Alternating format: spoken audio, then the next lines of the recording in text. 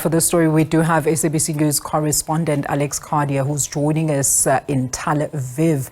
A very good afternoon to you, Alex. Thank you so much for joining us. Look, guess we're just trying to get up to date with the latest developments in Gaza. Latest reports indicate the naval forces of Iran Revolutionary Guard seized that ship near the Strait of Hormuz, and those were actually transferring the vessel to Iran's territorial waters. What do you know about this incident? It's said that this happened after the U.S., of course, dispatched more warplanes and ships to the Middle East.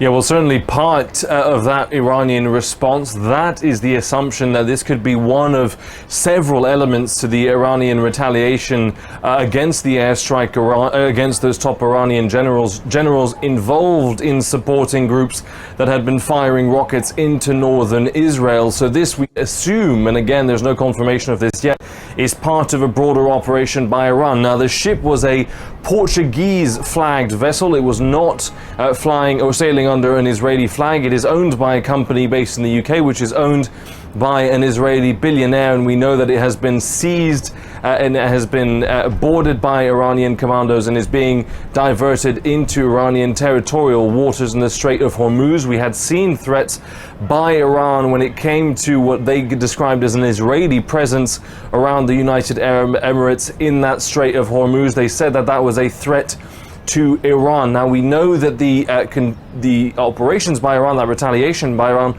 may not limit itself just to seizing this ship. We've seen rocket alerts in northern Israel targeting civilian areas and military infrastructure for the last 24 hours. More rocket alerts. Drones intercepted yesterday as well in northern Israel, being sent in by Hezbollah, which is Iran-backed as well. Now, we know the Israeli military has said very clearly there will be a very strong response if Iran were to target Israeli soil directly from Iran. We've also heard from US intelligence sources who say that if they can and if they see something targeting Israel, they will also attempt to intercept. But the real concern for people here across Israel is that they know that Iranian ballistic missiles can reach Israel in 12 minutes. So everybody here braced for that attack and always aware of where their nearest bomb shelter is, hoping to avoid that escalation, but certainly tensions running very high indeed. Very high indeed. I mean, Alex, we understand Australia's Qantas Airways says it has temporarily rerouted its flights between Perth and London. On the other hand, the Netherlands has said they will close the embassy on Sunday just as a precaution. Now, this is now basically becoming a widespread war as neighboring countries have vowed to defend any retaliation or bombardment attacks of their allies as well as neighbors.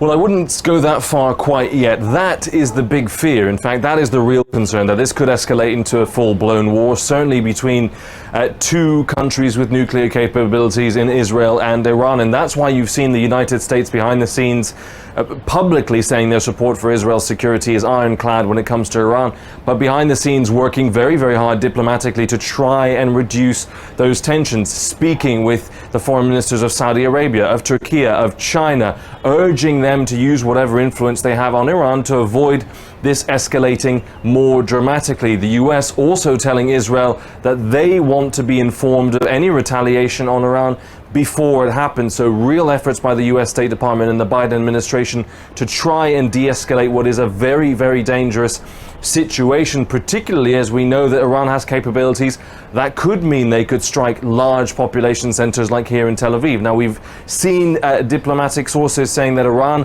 has vowed a proportionate or a reasonable response, but that case always comes with its risks, because even if they're targeting military targets, they could miss, or there could be misunderstanding or escalation, and that really is the fear. It is not a full-blown war yet, and that is what the United States and others are working very hard behind the scenes to avoid. And I mean, Alex, I always have to ask about this, the humanitarian aid crisis in the area. We understand that, of course, reports indicate that Israel did, in fact, allow aid to get into Gaza, but aid agencies are responding that this is just simply not enough. There's concern around food, medicine, as well as other desperately needed supplies that cannot reach the people of Gaza. Yeah, it's not just aid agencies. Actually, we heard from Samantha Power, who is the director of the United States Administration for International Development, the big aid agency of the United States, saying that famine is happening in northern Gaza. That is the place where you see these airdrops going in, airdrops of food. I have been on one of those airdrops flights, and you realize that actually one plane can take maybe 1 or 2 trucks worth of food, and actually Gaza, as a bare minimum, needs 500 trucks. Now, the Israelis have allowed a much significant increase in aid going in. That's been verified by aid agencies as well. But even though they're not hitting that 500 truck number yet, they're getting closer. But the trucks aren't full. So clearly there is an issue. There is an issue about waterborne diseases. There's an issue about the World Health Organization saying the health infrastructure in Gaza is broken as a result of this war. So clearly that humanitarian situation, there may be marginal improvements, small changes. The Israelis have opened a new checkpoint in the north of the Gaza Strip, but as aid agencies report, the WHO, UN agencies, as well as the administrator of USAID, clearly those efforts not nearly enough yet.